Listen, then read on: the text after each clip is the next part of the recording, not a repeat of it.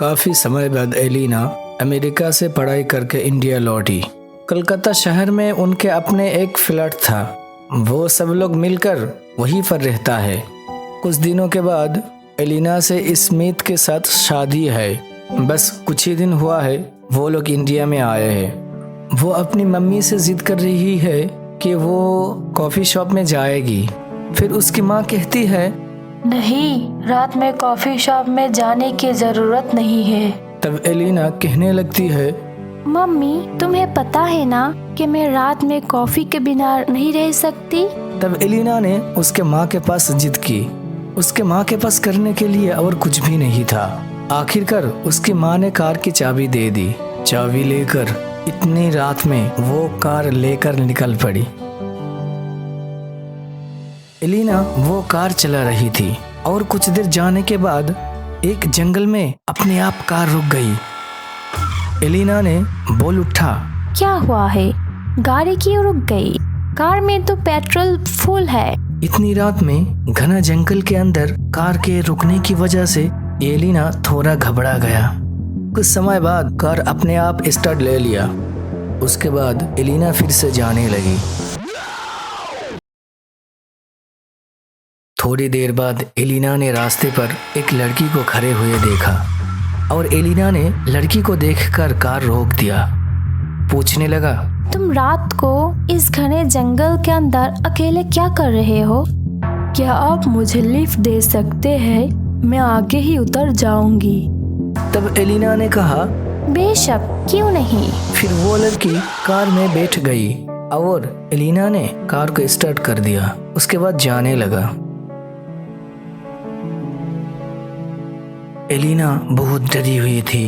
तब उस लड़की ने पूछा, क्या बात है? तुम ऐसे लग रहे हो जैसे तुम डरी हुई हो। तब एलिना शुरू से सब कुछ बताना शुरू किया। फिर उस लड़की ने कहा, मैंने सुना है कि कभी कभी इस जंगल में एक लड़की का आत्मा भटकता रहता है। ये सुनकर एलिना और भी डर गई और कहने लगी, ठीक है, छोड़ दीजिए। आप बताइए कि इतने रात में इस घने जंगल में अकेले क्या कर रहे थे? एलिना ये कहने के बाद उसने ख्याल किया उसके पीछे से कुछ आवाज नहीं आ रहा। फिर उसने पीछे मुड़कर देखा तो कोई भी नहीं था। क्या हुआ? वो लड़की कहाँ गई? फिर एलिना ने ख्याल किया कि कार के सीट पर एक कागज पड़ी हुई है। एलिना ने तुरंत कार रोकी और वो पत्र पढ़ने लगी। उस पत्र में लिखा हुआ था कि मेरा नाम काव्या है। मैं एक हॉस्टल में पढ़ती थी। अचानक एक दिन मेरी मुलाकात स्मिथ से हुई और उससे मेरी अच्छी दोस्ती भी हो गई। और वो दोस्ती कुछ दिनों के बाद प्यार में बदल गई। मैं स्मिथ के साथ करीब 3 साल तक रिलेशनशिप में थी। मैं उससे बहुत प्यार करती थी, लेकिन वो मुझसे नहीं बल्कि मेरे शरीर से प्यार करता था। एक दिन अचानक स्मिथ ने मुझसे कहा कि उसके शरीर बहुत खराब है और उसके घर पर कोई नहीं है उसे देखभाल करने के लिए। काव्या, मेरा शरीर बहुत ही खराब है और घर में भी कोई नहीं है। तुम मेरे लिए दवा ला सकते हो क्या? तभी मैंने दवा लेकर स्मिथ के घर गया। स्मिथ के पास जाने के बाद मैंने स्मिथ को कमरे के अंदर घूमते हुए देखा। फिर स्मिथ ने मुझे देखकर कहा, तुम आ गए हो काव्या, आओ अंदर बैठो, मैं तुम्हारे लिए पानी लेकर आता हूँ। उसके बाद स्मिथ मेरे लिए पानी लाने चला गया। मुझे नहीं पता था कि पानी में नींद की दवा मिली हुई है। फिर स्मिथ आने के बाद मैंने स्मिथ से पूछा, स्मिथ, तुमने मुझसे कहा कि तुम बीमार हो। छोड़ दो ना वो सब, तुम पानी पियो। इसके बाद मैंने बिना कुछ सोचे समझे पानी पी लिया। पानी पीने के बाद मैं धीरे धीरे बेहोश होने लगी।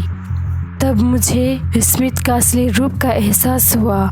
उसने उस रात मेरी जिंदगी बर्बाद कर दी और मुझे मारकर इस जंगल में फेंक दिया। मेरे घर वाले को अंतिम संस्कार करने के लिए मेरा लाश भी नसीब नहीं हुई। एक लड़की होने के नाते मैं तुमसे एक विनती करती हूँ एलिना। मैं तुम पर यकीन करता हूँ कि तुम मेरे साथ दोगे और मेरी बदला लेने में तुम मुझे हेल्प करोगे। इसलिए कि जब तक मैं स्मिथ को नहीं मारूंगी तब तक मुझे मुक्ति नहीं मिलेगी। फिर एलिना कार बैक करके घर की तरफ चला गया। वो बहुत ही परेशानी में है, एक तरफ उसकी होने वाली पति और दूसरी तरफ मासूम लड़की का बदला। एलिना अगले दिन स्मिथ को मिलने के लिए कहा। एलिना स्मिथ से मिलने के लिए कार लेकर निकल पड़ी। एलिना जाते जाते सोचता रहा, काव्या के साथ जो हुआ है वो सच में बहुत ही खराब हुआ है, और काव्या के साथ मेरी मुलाकात ना होती, मेरा भविष्य क्या होती। जो हो जाए मैं काव्या को ज़रूर मदद करूँगी। ये बात सोचते सोचते एलिना स्मिथ के पास पहुँच गई। हाय स्मिथ। एलिना का खूबसूरती देखकर स्मिथ का होश उड़ गया। तब स्मिथ मन में सोचने लगा, क्या कोई लड़की ऐसा भी खूबसूरत हो सकती है, या मैं सपना देख रहा हूँ। एलिना तब उस वक्त बोल उठी, हेलो। अरे स्मिथ, क्या सोच रहे हो? बोलो एलिना, कैसी हो तुम?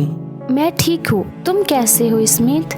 हाँ, मैं भी अच्छा हूँ, और तुम्हें देखकर और भी अच्छा हो गया। एलिना तब बोली, चलो ना स्मिथ, आज हम दोनों घूमने चलते हैं। फिर वो दोनों काफी समय तक घूमता रहा।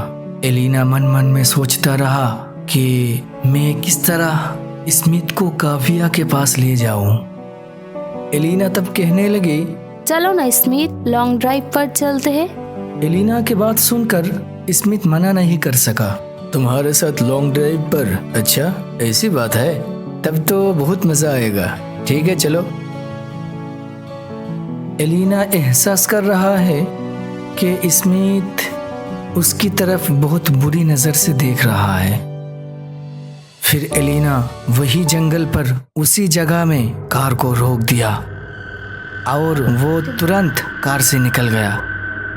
निकलने के बाद वो पुकार रहा है, काव्या, तुम किधर हो? सामने आओ और अपना बदला लेकर जाओ। उसी वक्त स्मिथ गाड़ी से निकलकर कहने लगी, क्या हुआ एलिना, तुम क्या बक रही हो? इस घने जंगल के अंदर तुम किसे पुकार रही हो? ये बात सुनते ही काव्या स्मिथ के सामने आ गया। स्मिथ काव्या को देखकर डर गई और कहने लगी, स्मिथ, कैसे हो तुम?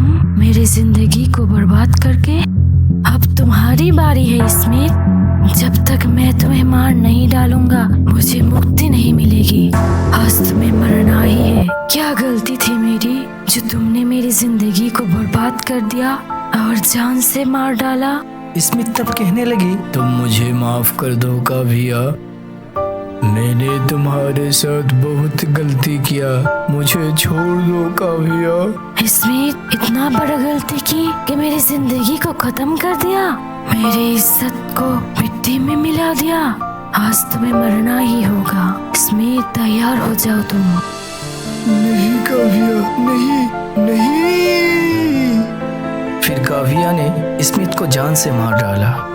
उसके बाद एलिना को बोलने लगा, एलिना, मैं तुम्हारा एहसान कभी नहीं भूलूंगी। आज मैं तुम्हारे लिए आजाद हूँ। अलविदा एलिना।